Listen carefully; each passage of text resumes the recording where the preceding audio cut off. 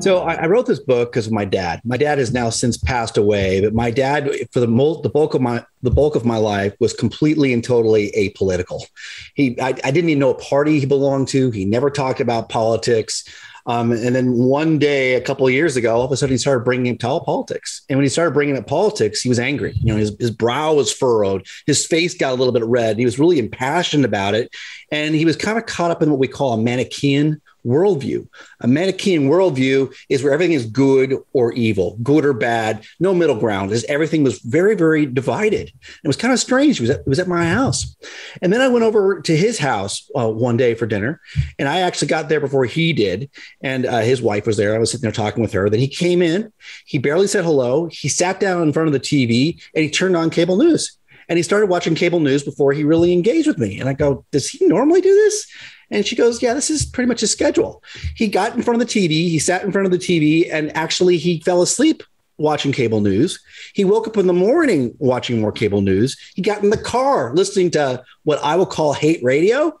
And while he was driving to work in the morning, he was calling his wife, complaining about the stories he heard on the radio. And then when he was at work, all he would do was talk with his coworkers about how awful everything was happening around the world.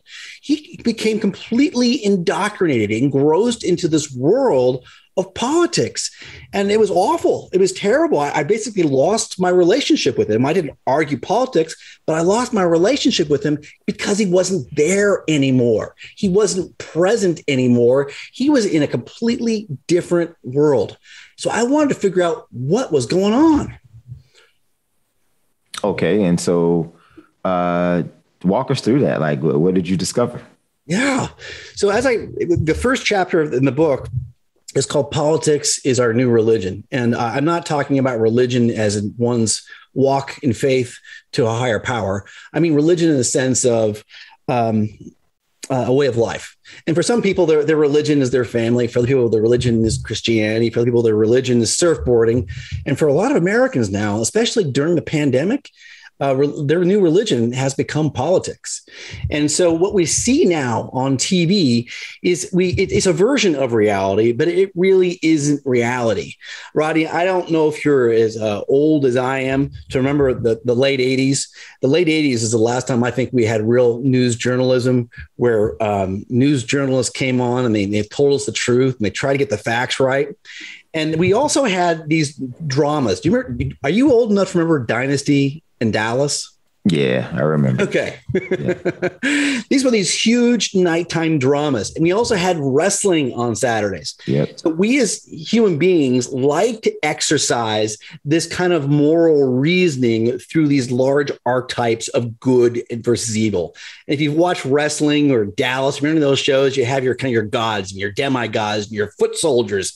And you've got the people who are your kind of your prognosticators, your pastors explaining what's going on. All those people kind of exist in those worlds. And then what happened with the advent of cable news and the internet, what happened is those worlds emerged. And now we basically are exercising that same kind of Greek tragedy archetypes in our brain.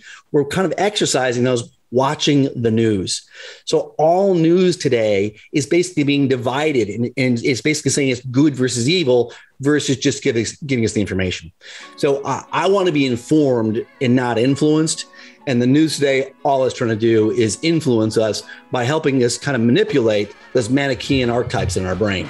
If you are more committed to national unity than partisanship, please check out my book, The Second Civil War, A Citizen's Guide to Healing Our Fractured Nation. My book will challenge you to improve your relationships with friends and family.